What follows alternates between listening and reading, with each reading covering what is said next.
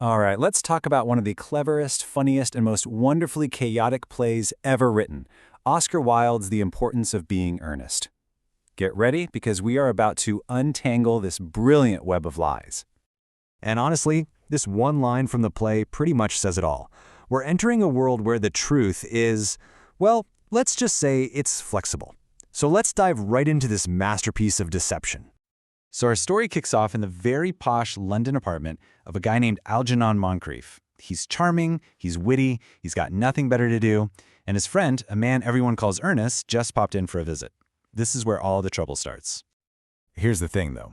Ernest isn't really Ernest. His actual name is Jack, and he's juggling two completely different identities. See, out in the countryside, he's the serious, respectable John Worthing, or Jack.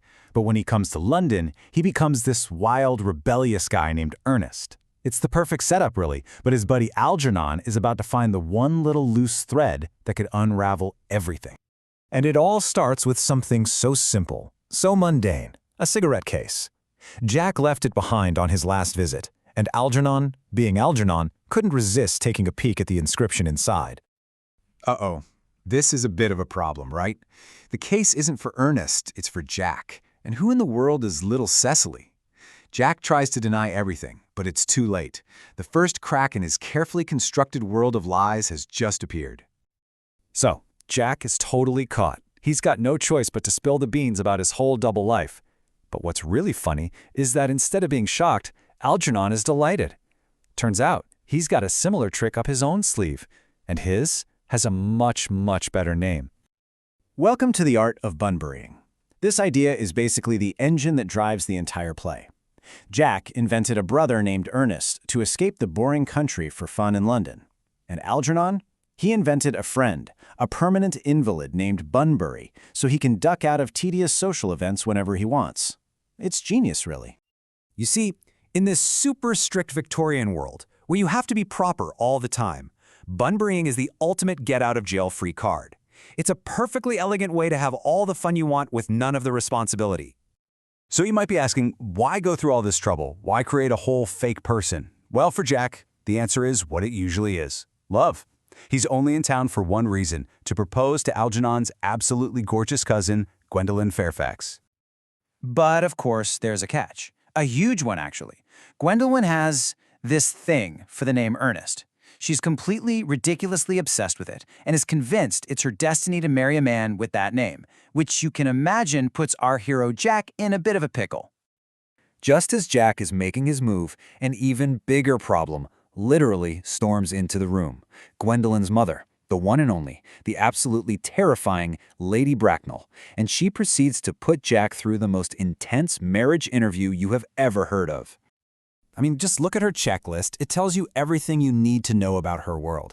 For Lady Bracknell, marriage isn't about love. It's a business merger. She grills him on his money, his property, his politics, but it's that very last question, the one about his parents, where the whole thing just completely implodes. Jack has to admit that he lost both of his parents. Or, more accurately, as he puts it, they seem to have lost him. He has no idea who his parents are. Why? Because he was found. And that's it. That is the final straw for Lady Bracknell. Being found in a handbag at a train station? No. That is a social blunder she simply cannot abide. The engagement is off, and she tells Jack to go out and acquire some relations immediately. Good luck with that. So while Jack's romantic dreams are crashing and burning in London, Algernon is spotting a golden opportunity. He quietly copies down Jack's country address and thinks, you know what? It's a perfect day for a bit of bunburying. So, off he goes. He shows up at Jack's country home and introduces himself to Jack's young, beautiful ward, Cecily. And who does he claim to be? Why, none other than Ernest Worthing, the wicked, scandalous brother she's heard so much about. And Cecily, she is absolutely thrilled. See, Cecily has spent her days dreaming up this whole romantic fantasy about this mysterious bad boy, Ernest. And Algernon, who was born for this kind of mischief, is more than happy to step right into that role. But wait. At the exact same time, Jack himself shows up at the estate, dressed from head to toe in black mourning clothes. He's decided to kill off his fake brother and has come to deliver the tragic news Ernest has died from a severe chill in Paris. The timing could not possibly be worse, or, for us, more perfect. And now the chaos really kicks into high gear. Gwendolyn, ignoring her mother completely, has also run away to the country to find her darling Ernest. And that's where she comes face to face with Cecily. At first, they're all smiles and pleasantries. But it doesn't take long for them to realize they have one very specific, very important thing in common. They're both engaged to Mr. Ernest Worthing.